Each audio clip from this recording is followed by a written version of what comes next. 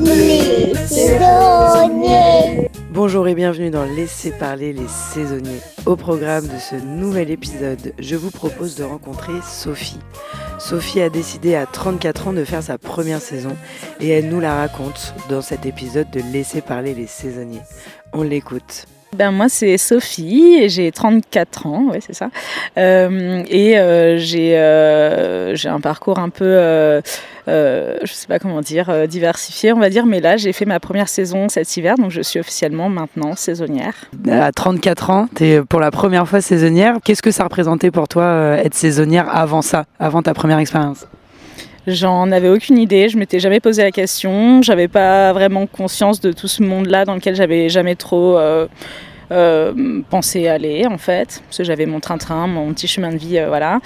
Et c'est là, dans un moment où justement j'avais pas de plan particulier, que je m'y suis intéressée, donc je l'ai découvert en le vivant. Parce qu'en fait je me suis pas trop renseignée non plus avant. Parce que tu faisais quoi avant ? J'ai fait 12 ans dans la finance, donc dans un bureau entre 4 murs sur l'ordinateur toute la journée. Et ensuite, j'ai décidé de partir. J'étais dans le Pacifique, en Nouvelle-Calédonie. Et j'ai décidé de partir après voyager 1 an. Et donc là, ça faisait 1 an justement que je me baladais, que je voulais voir un petit peu, justement, découvrir d'autres milieux. Donc j'ai fait du volontariat. Et c'est comme ça que j'ai un peu touché au secteur de l'hôtellerie. Et c'est de là que l'idée m'est venue de rentrer à la maison et peut-être découvrir une saison en hiver à la neige. Quelle a été ta première démarche, déjà pour te dire je vais faire une saison et ensuite pour trouver cette saison ? Le je vais faire une saison, c'est venu de l'idée que je voulais rentrer en France parce que les fêtes de fin d'année approchaient, donc je voulais revoir ma famille alors que j'étais en voyage sur l'Amérique latine. Et que il fallait bien trouver un moyen de payer le billet d'avion aussi, parce que je travaillais plus depuis 1 an, vu que j'étais en volontariat.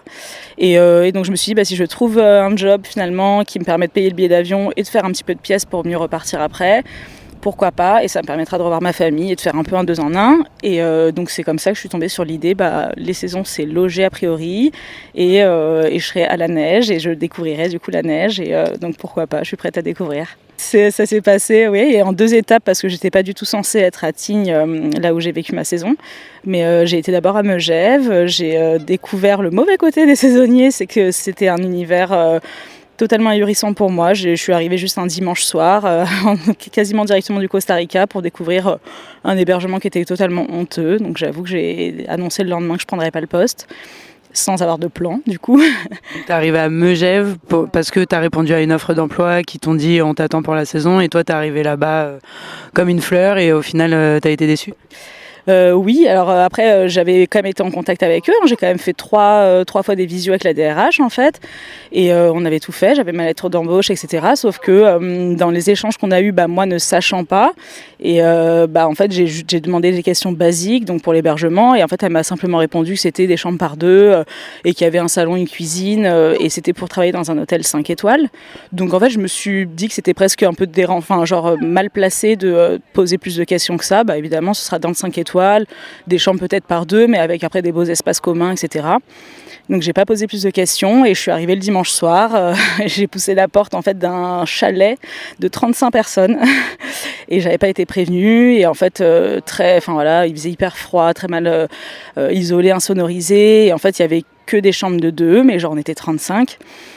Et une micro-cuisine avec 4 chaises sous un néon blanc. Et en fait, on m'a expliqué que les gens faisaient à manger et retournaient dans leur chambre sur le petit lit à 4 cm du voisin, qu'on ne connaît pas. Et que c'est ça la vie en fait après le travail pendant 5 mois. Donc je suis tombée de très haut, et donc le lendemain j'ai été les rencontrer.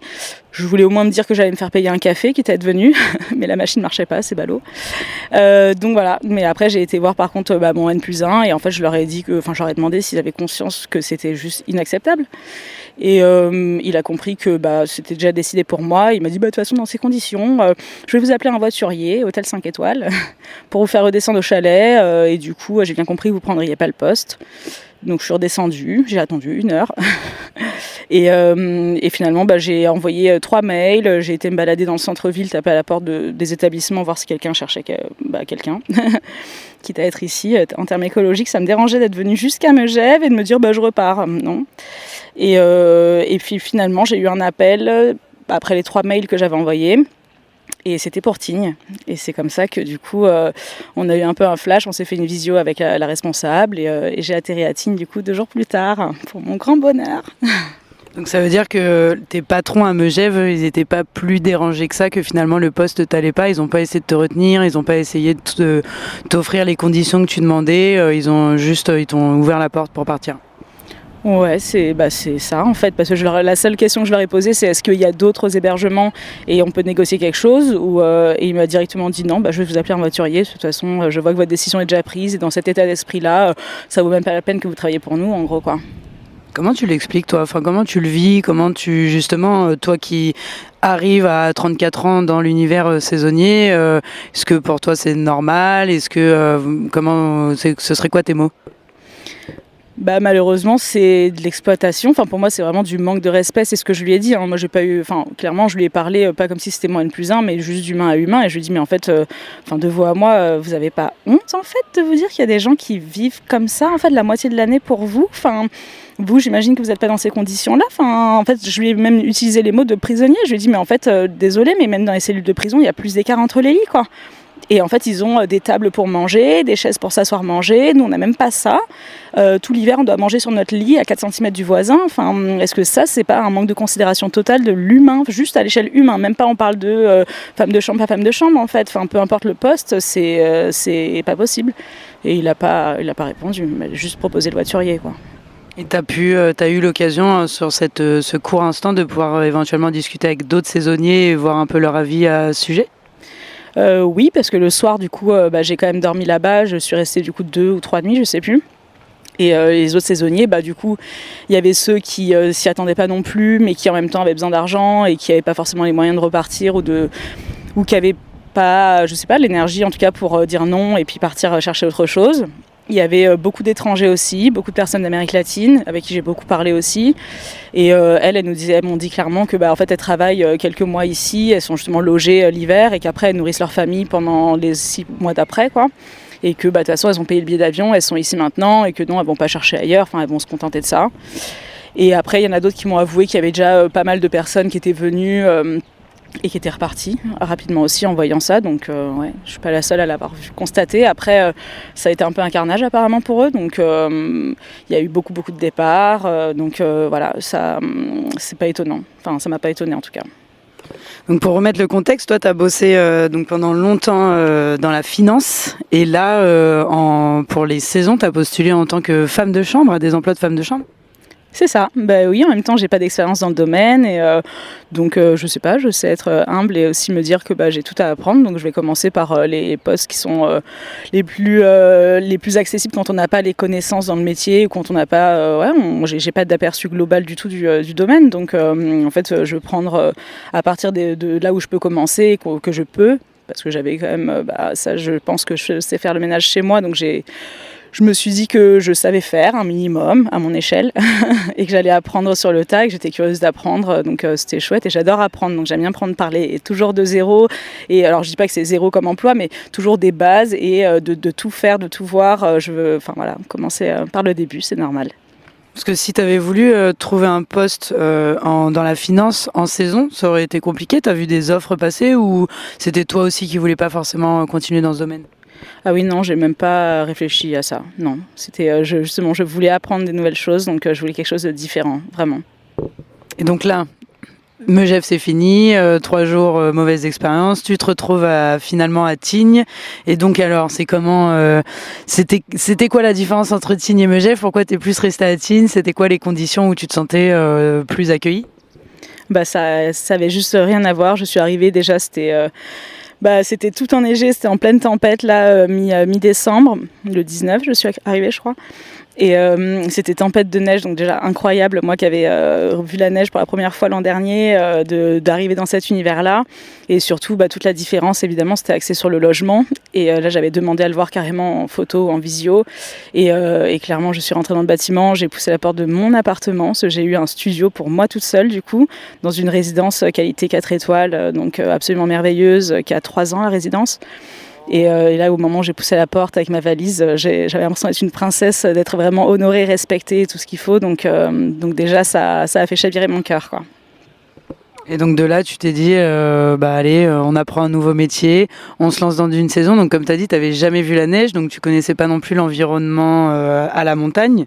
C'est quoi les premiers trucs qui t'ont marqué ou qui resteront gravés? Pour le coup, ça a été l'enneigement de dingue qu'il y a eu, surtout quand vraiment à mon arrivée, ça a été les jours de folie où tout le monde marchait avec des masques dans la rue, genre les masques de snowboard, parce que j'ai essayé sans et en fait c'est vrai que tu en prends plein la tête, donc c'est pas possible. Donc c'est toute cette neige qui nous environnait et du coup cet environnement blanc, et je crois que ça c'est je crois avoir compris que c'est ça qui m'a vraiment qui m'a transcendée, qui m'a transportée, qui m'a vraiment fait vibrer tout l'hiver. C'est ce blanc autour de nous partout, tout est blanc en fait. C'est la neige quoi. C'est la couleur de la neige, ça tombe bien. Et donc, mais parce que la montagne ça peut faire peur aussi, c'est des environnements où quand on connaît pas ça peut impressionner. Toi t'avais pas du tout d'appréhension par rapport au fait d'aller en montagne? Une appréhension non, mais par contre une prudence oui. Donc ça dans toutes les activités que je fais, et j'aime les activités d'outdoor, j'ai toujours ce respect, cette humilité de savoir aussi poser mes limites et savoir quand oser ou pas oser, ou du moins dans les bonnes conditions de sécurité. Et du coup seule j'ai arpenté les pistes. Par contre c'était quand même délicat de sortir du télésiège et on voyait rien. La première fois que j'ai été sur les pistes, je voyais même pas la couleur des piquets sur les côtés. C'était tellement impressionnant. Mais du coup j'ai été entre guillemets sage et je suis restée sur les pistes pour découvrir un peu le domaine au début. J'ai été un peu avec les collègues aussi, ça a été chouette. Et une fois guidée un peu par les collègues 2-3 fois, après le domaine je l'ai quand même rapidement compris et j'ai pu évoluer, aller un petit peu voir les à côté des pistes, les entre-pistes on va dire.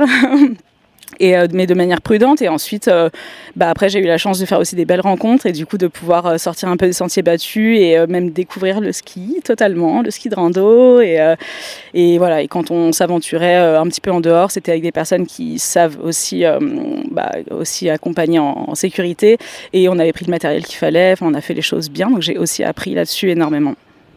Donc là, c'est la saison est aujourd'hui terminée. Ce serait quoi ton ressenti, ton bilan, si tu devais dire ce qui t'a plu, ce qui t'a pas plu sur cette saison, ce qui serait éventuellement à modifier, ce serait quoi?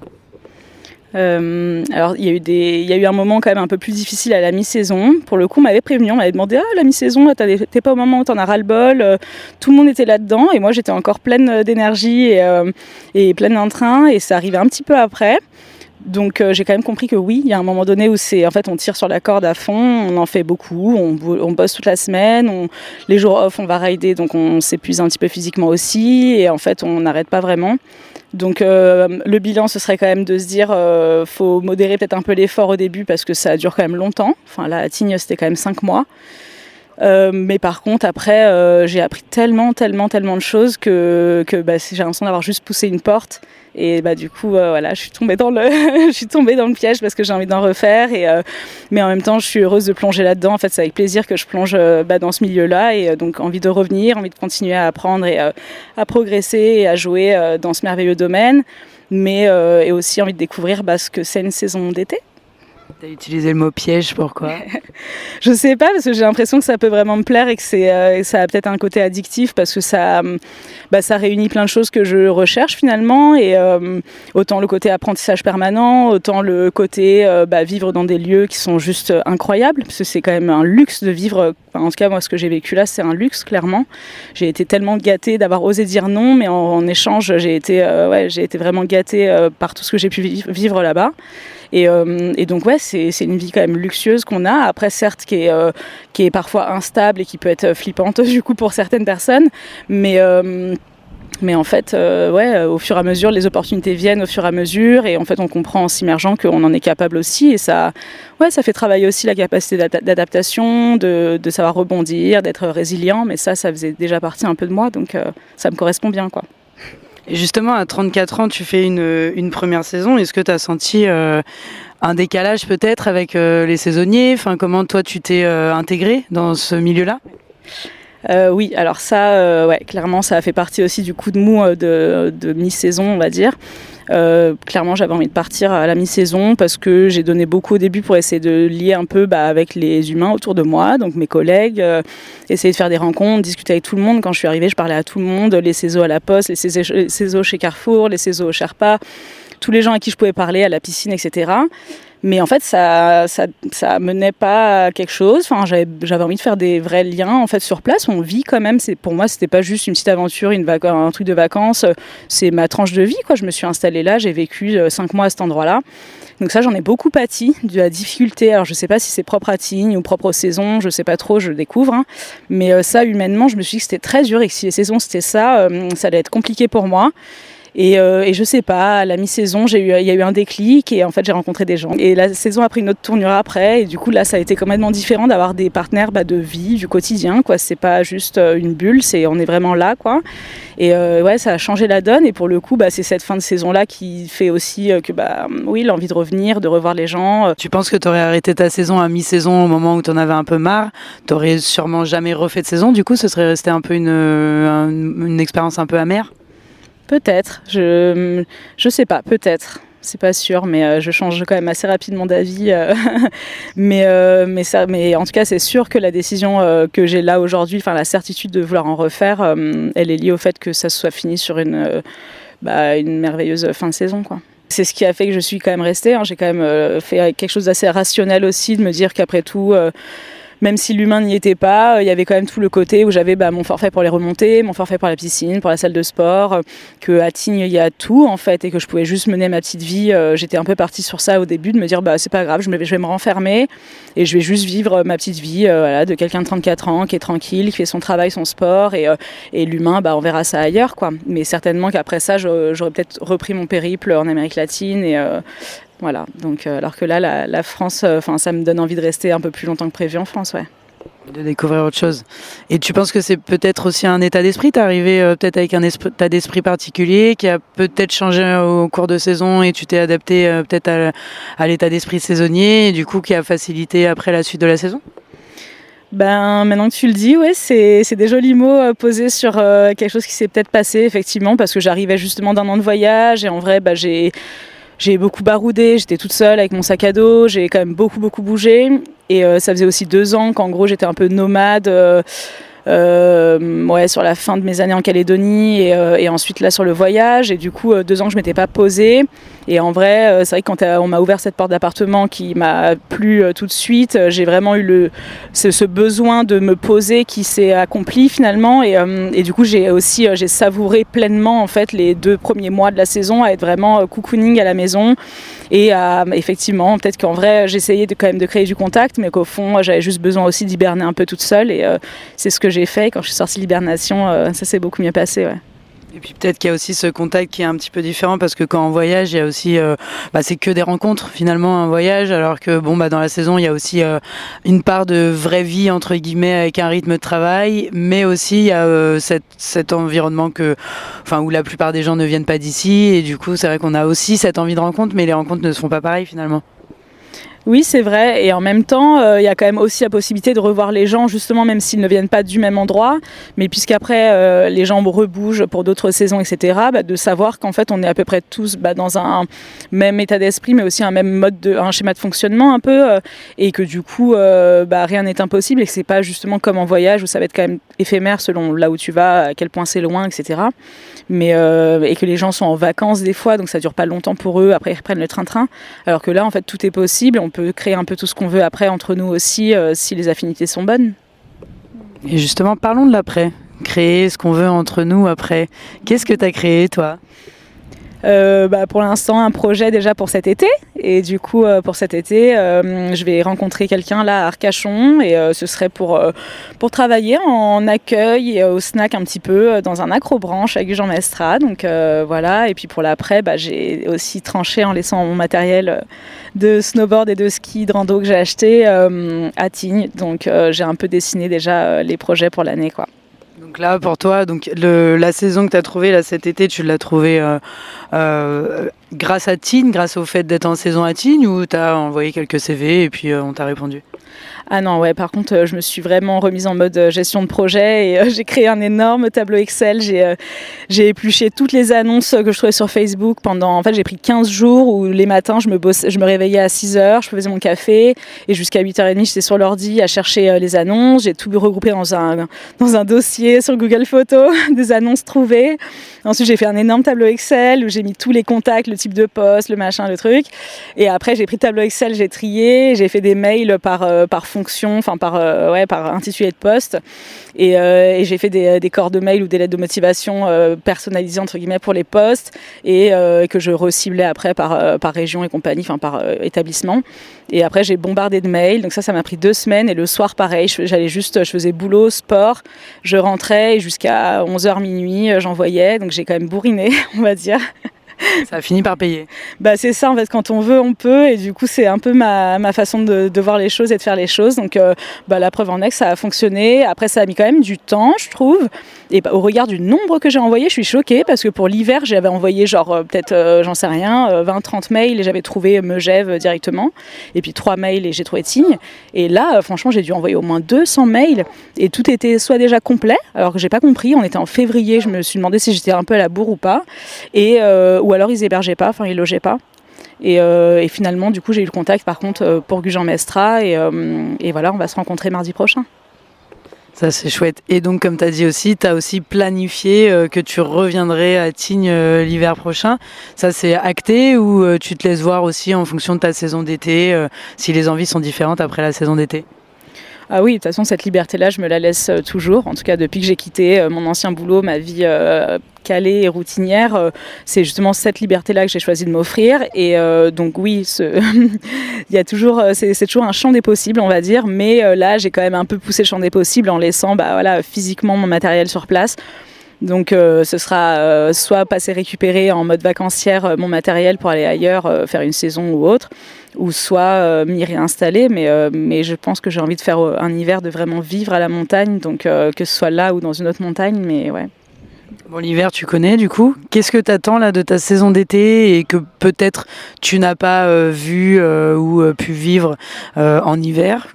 Est-ce que pour toi, dans ta tête, dans ta vision, la saison d'hiver est différente de la saison d'été?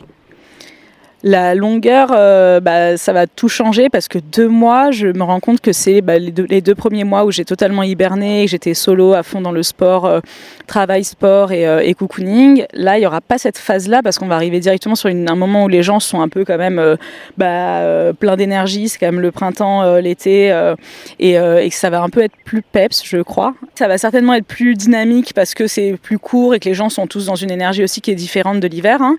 Mais en même temps, ça va me permettre de découvrir le coin aussi, donc j'essaie de pas mettre non plus d'attente et pas non plus de crainte en fait, de pas avoir juste de jugement, juste d'accueillir ce qui se passera, avec toujours ce filtre de me dire je veux juste me sentir respectée et après tant que je suis respectée et que les valeurs partagées ça va, ça ira, mais ça je le verrai déjà en rencontrant du coup l'employeur la semaine prochaine et je trouve que c'est une bonne démarche de proposer qu'on se rencontre avant de faire le contrat.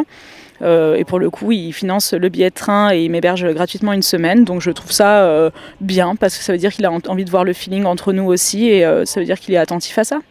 Tout ce changement de vie, comment t'occupes tes intersaisons?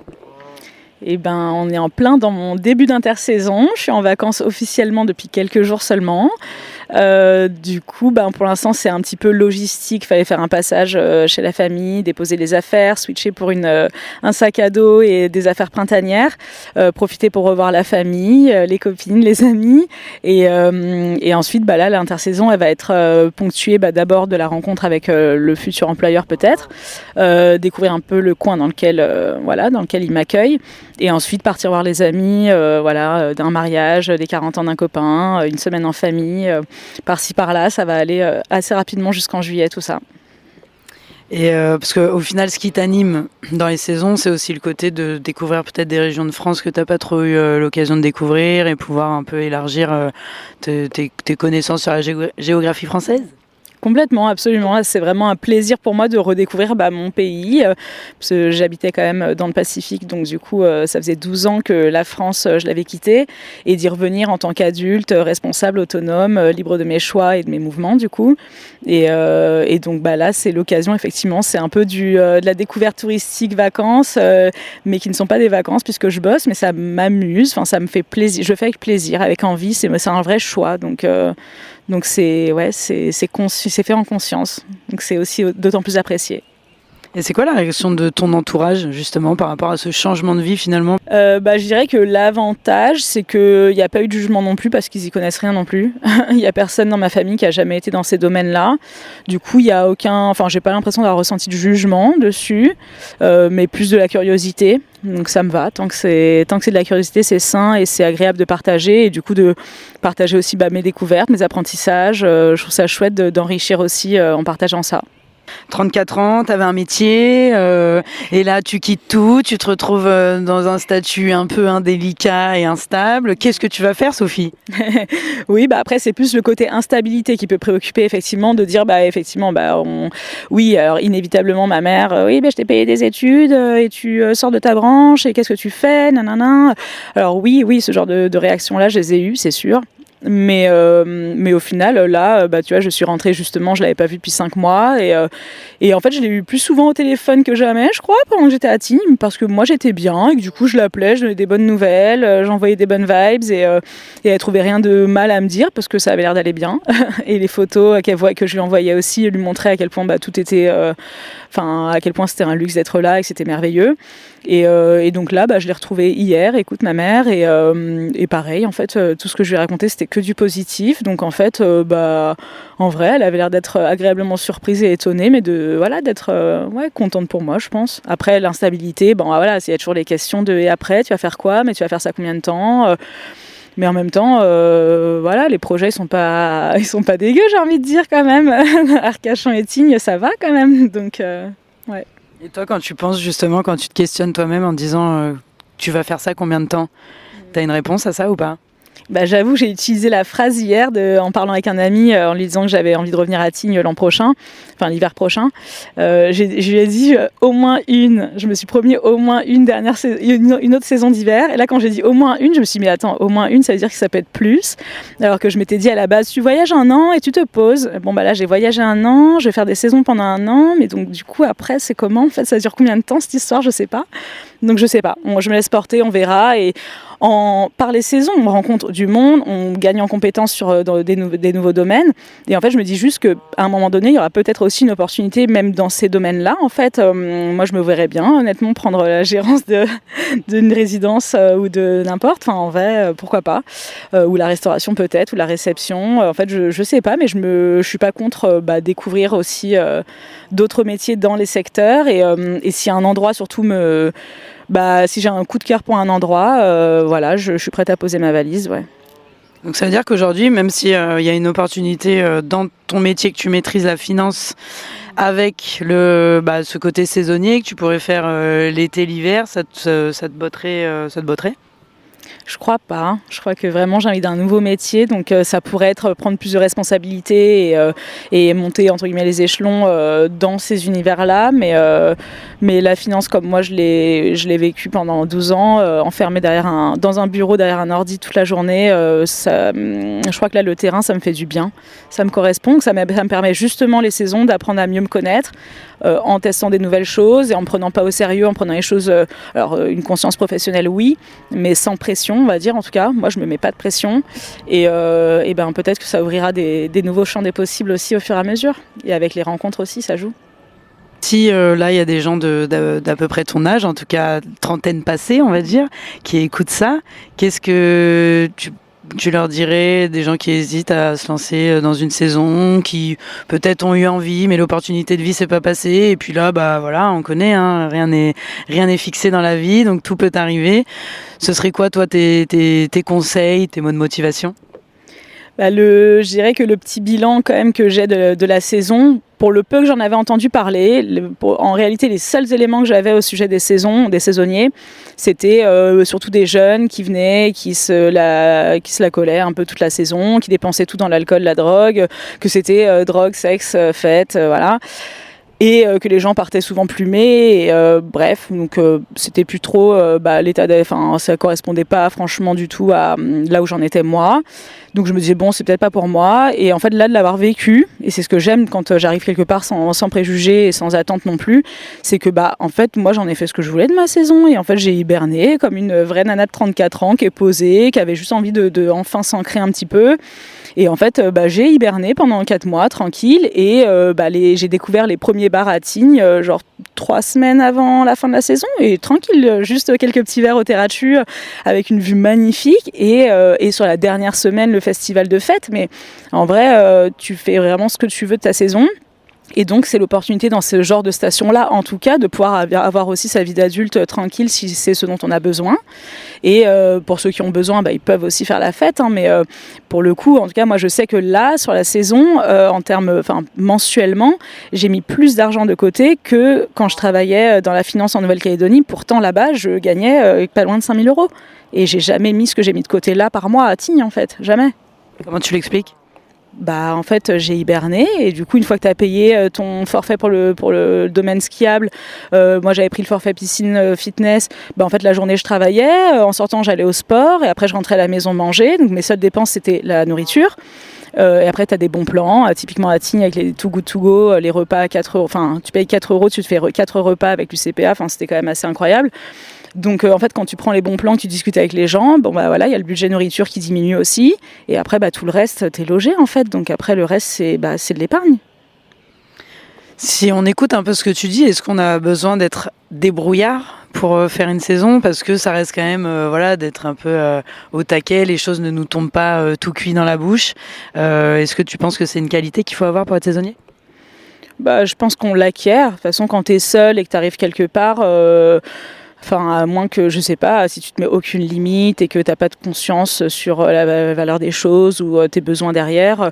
Mais je pense que, je sais pas, j'imagine que ça s'acquiert. Après, c'est vrai que moi, j'avais beaucoup voyagé auparavant seule, donc j'ai toujours assez rapidement en fait pris mon destin en main entre guillemets, quoi. J'arrive quelque part, évidemment, oui, je parle avec tout le monde, et assez rapidement, en quelques jours, j'ai un peu les bons plans et ça fait plaisir.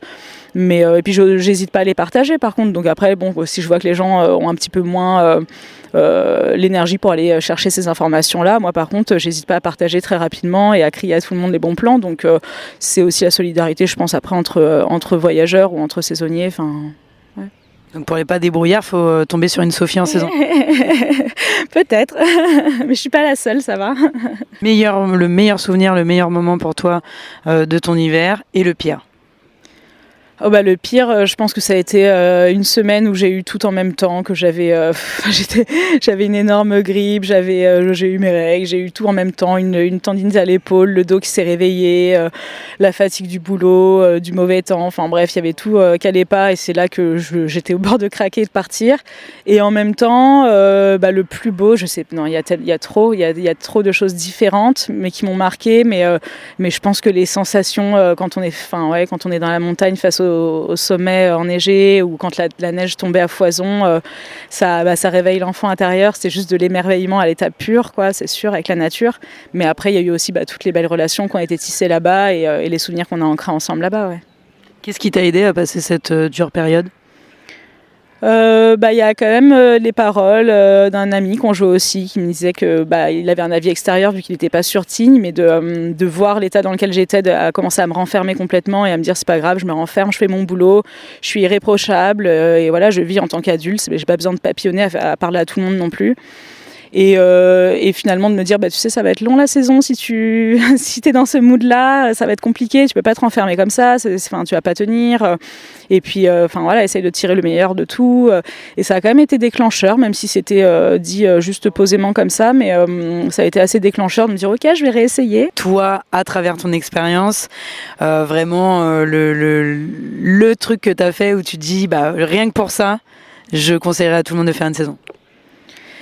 C'est difficile comme question, mais parce que ça tient quand même vraiment à chacun, mais selon ce qu'on recherche. Mais en tout cas, d'oser franchir le cap juste de la nouveauté, parce que c'est juste ça, avoir la curiosité ou arriver juste sans trop d'attente, mais quand même être méfiant. Enfin, alors sans attente en termes de bonheur qu'on va vivre sur place, mais par contre avoir juste quand même certains filtres et être attentif. En tout cas pour moi ce sera le cas clairement sur le logement, voir des images, comprendre bien les conditions de logement et se renseigner un minimum sur la station aussi, parce que là on avait la chance d'avoir plein d'infrastructures, c'est pas le cas partout apparemment. Donc dans d'autres petites stations, on m'a dit qu'il y avait des fois que le bar d'ouvert le soir. Donc évidemment que les gens vont pas faire du sport, ils vont aller au bar. Et donc c'est un peu la seule occupation. Ça peut ne pas correspondre à tout le monde. Donc se renseigner un minimum sur la station, sur l'hébergement. Et après, au-delà de ça, du coup, c'est juste pousser des portes. C'est des cadeaux qu'on se fait, hein, clairement, à chaque fois qu'on pousse des nouvelles portes comme ça et qu'on s'ouvre à des nouvelles expériences de ce genre. C'est un vrai cadeau à soi-même. Donc juste gâtez-vous. Qu'est-ce que tu as découvert de toi, que tu ignorais et que la saison t'a permis de découvrir ? Ça m'a permis de faire un bel exercice encore sur tout ce qui était la communication. Je pense qu'on a compris avec mes collègues avec qui ça s'est tendu vraiment à un moment donné. Apprendre à...